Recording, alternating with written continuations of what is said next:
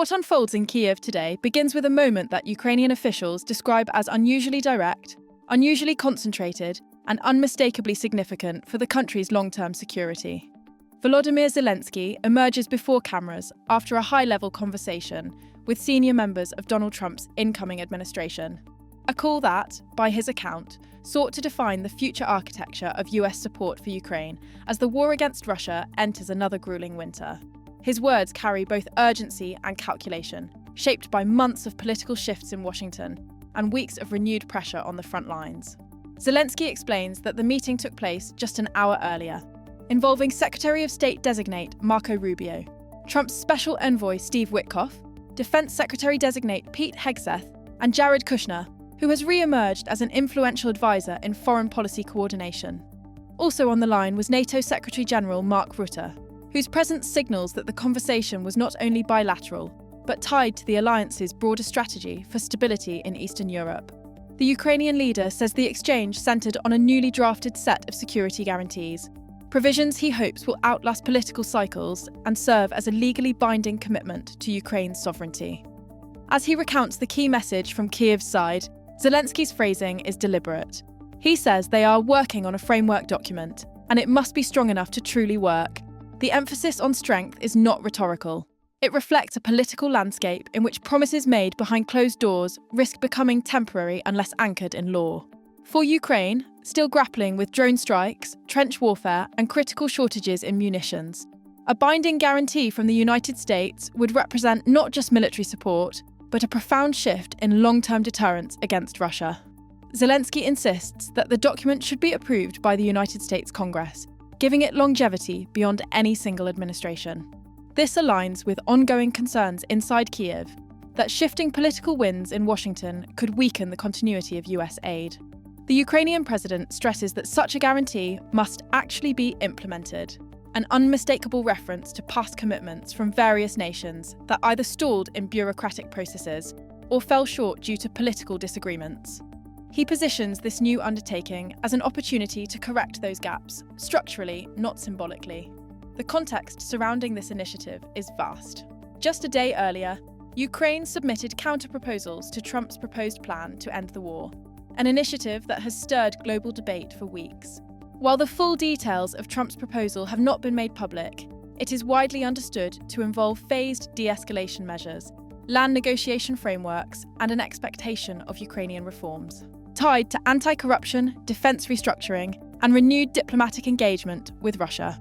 Kyiv's counter-proposals are believed to push for guarantees that Russia cannot exploit any pause in fighting to regroup or strengthen its positions. The long-term viability of any agreement depends on whether the US and NATO backstop it. Inside Kyiv, political analysts say Zelensky's public remarks reflect a strategic balancing act. On one hand, he is signalling readiness to negotiate, acknowledging that the war has reached a point where international mediation plays a growing role. On the other, he reinforces a clear expectation that Ukraine cannot accept any arrangement that jeopardizes its territorial integrity or leaves it vulnerable to future attacks.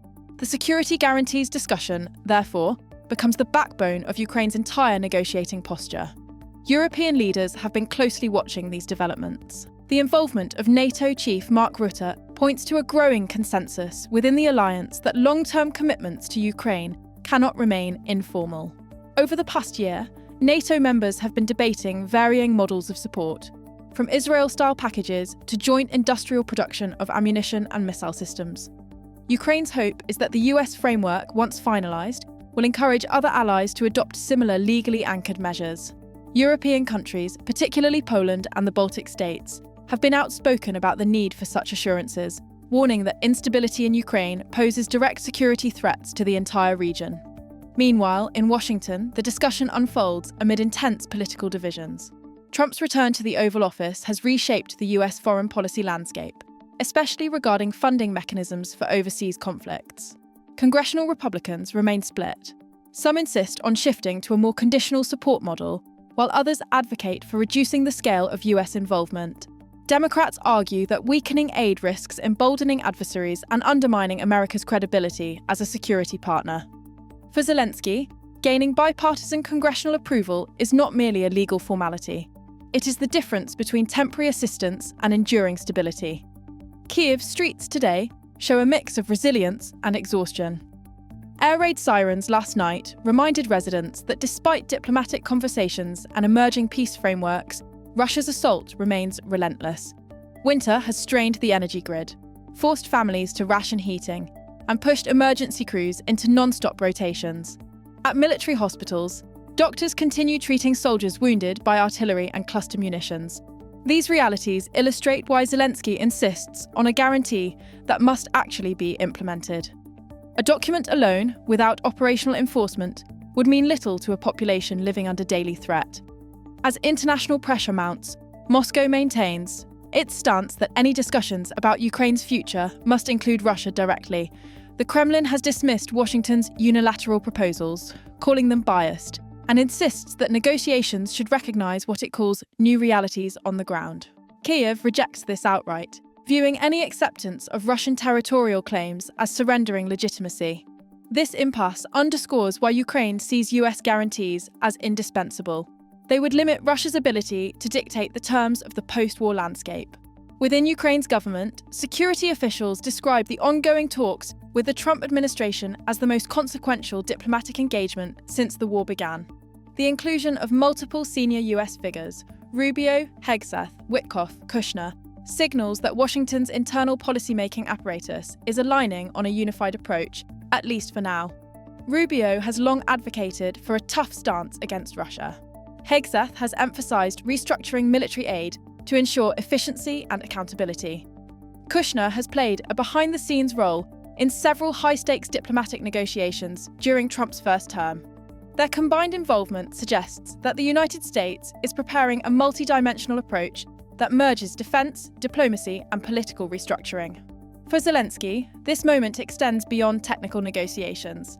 It is a chance to reinforce Ukraine's position as a committed democratic partner that seeks security not through isolation, but through alignment with the West. He has repeatedly framed Ukraine's struggle as part of a global effort to defend rules-based order.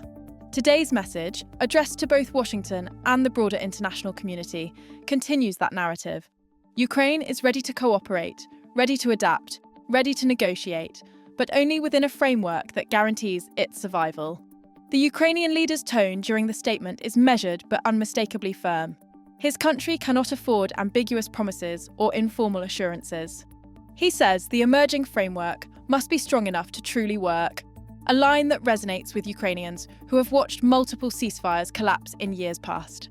The insistence on congressional approval also reflects lessons learned from shifting US political climates, particularly the delays in military aid packages that stretched across months when Washington was gridlocked.